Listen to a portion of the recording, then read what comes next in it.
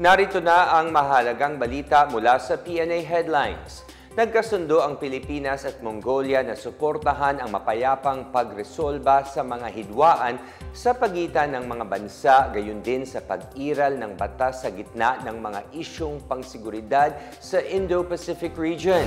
Sa isang press conference kanina, nangako sina Mongolian Foreign Minister Bangtsetseg Batmungki at Foreign Affairs Secretary Enrique Manalo, nangako din silang tutupad sa Manila Declaration on the Peaceful Settlement of Disputes ang kasunduang humihimok sa lahat ng bansa na resolbehin ang anumang alitan ng walang pagbanta o paggamit ng puwersa. Nagkasundo din sina Manalo at Bangtsetseg na sumang-ayon sa 1982 UN Convention on the Law of the Sea or UNCLOS at labanan ang paglaganap ng mga nuclear weapon. Sa isang pahayag, sinabi ni Manalo na nagkakaisa ang Pilipinas at Mongolia hindi lang sa ekonomiya kundi sa pagsusulong ng kalayaan, karapatang pantao at pag-iral ng batas. Bukod dito, palalakasin ng dalawang bansa ang kanilang mga ugnayang pang-ekonomiya kasabay ang pagpirma ng ilang kasunduan tulad ng pag-aaral ng mga Mongolian ng English sa Pilipinas. Makakatanggap ng dagdag na honoraria ang mga guro at iba pang naglingkod noong May 12 midterm elections na 1,000 pisong honoraria. Ayon kay Palace Press Officer Attorney Claire Castro, iniutos ni Pangulong Ferdinand R. Marcos Jr. sa Department of Budget and Management na dagdagan ang election honoraria ng mga guro at poll workers. Bukod pa ito sa 2,000 pisong dagdag na allowance na ipinatutupad ng DBM para sa lahat ng miyembro ng Electoral Board. Sinabi noon ni Budget Secretary Amenah Pangandaman na alinsunod ito sa utos ng Pangulo na tiyaking masusuportahan ang kapakanan ng mga guro. Pinuri rin ng Malacanang ang mga poll workers sa kanilang serbisyo at sakripisyo para protektahan ang integridad ng botohan at bilangan. Nagpapasalamat naman si Education Secretary Sani Angara sa dagdag na honoraria bilang pagkakakilala sa mga gurong tumulong sa halalan. Nagbigay-pugay din si Angara sa dedikasyon at profesionalismong ipinakita ng mga guro at iba pang tauhan ng DepEd noon eleksyon. Pinuri din niya ang paghahandang ginawa nila para mahikayat ang mga botante na lumahok at makamit ang 81.6% na voter turnout.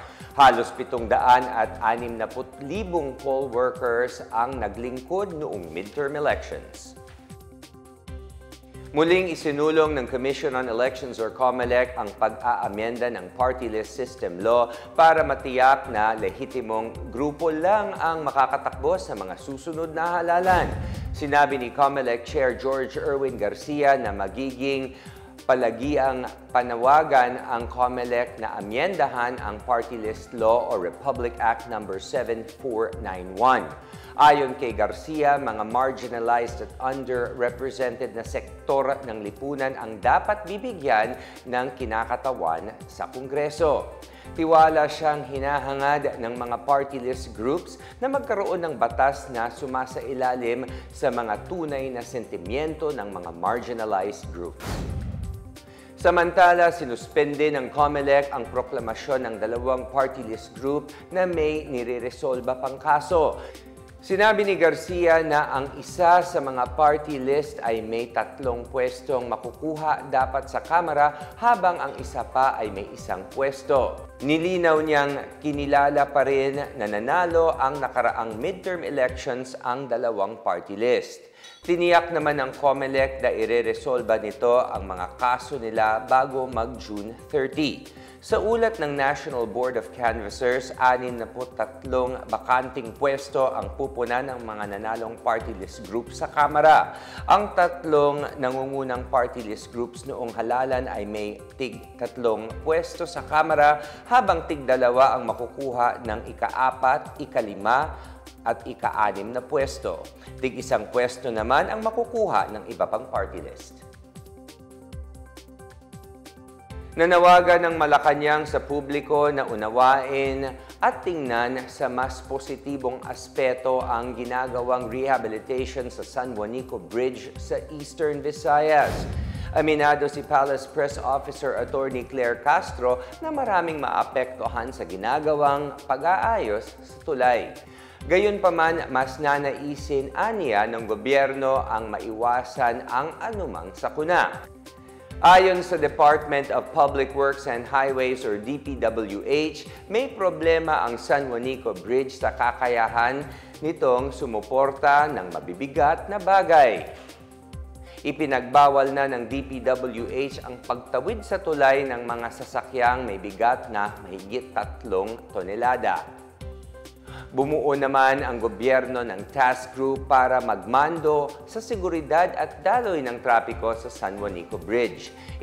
Ito'y matapos iutos ni Pangulong Ferdinand R. Marcos Jr. na tiyakin ang katatagan at kaligtasan na naturang infrastructure na ito. Tinatansya ng Office of Civil Defense na aabot ng 500 milyong piso ang gagastusin sa emergency repair. Naka-blue alert naman ang mga otoridad habang binabantayan ang estado ng tulay. Samantala, namahagi ng food packs ng Department of Social Welfare and Development sa mga motorists at na-stranded matapos hindi makatawid sa San Juanico Bridge.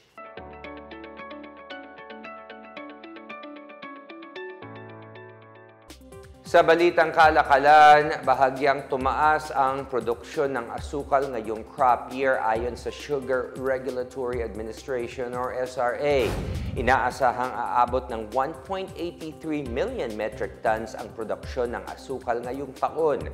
Mas mataas ito sa halos 5% kumpara sa naunang tansya ng 1.78 million metric tons. Ayon kay SRA Administrator Pablo Luis Ascona, sa kabila ng mabababang kilo ng asukal kada tonelada ng tubo, mataas pa rin ang produksyon dahil sa dami ng ani ng tubo kada ektarya. Pinakamalaking bahagi ng produksyon ay nagmula sa Visayas na bumubuo ng 71% ng kabuuang output. Nakatulong din aniya ang magandang presyo ng farm gate para mahikayat ang mga magsasaka na magtanim ng mga bagong variety ng tubo ng SRA kapalit sa mga nasira noon El Nino.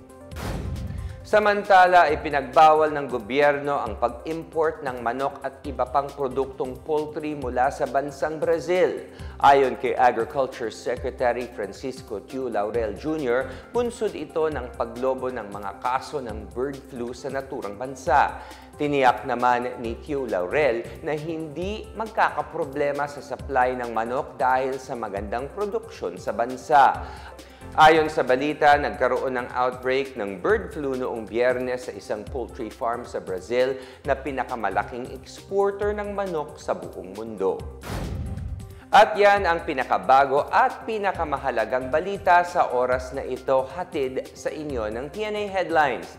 Para sa iba pang mga balita at impormasyon, bisitahin lamang ang aming webpage pna.gov.ph o ang aming Facebook at X account na Philippine News Agency. Ipinapalabas din ang PNA Headlines sa Facebook page ng serbisyo. Mapapanood din ang PNA Headlines sa pamamagitan ng link sa website ng News and Information Bureau sa ilalim ng PNA News at sa YouTube account ng Philippine News Agency.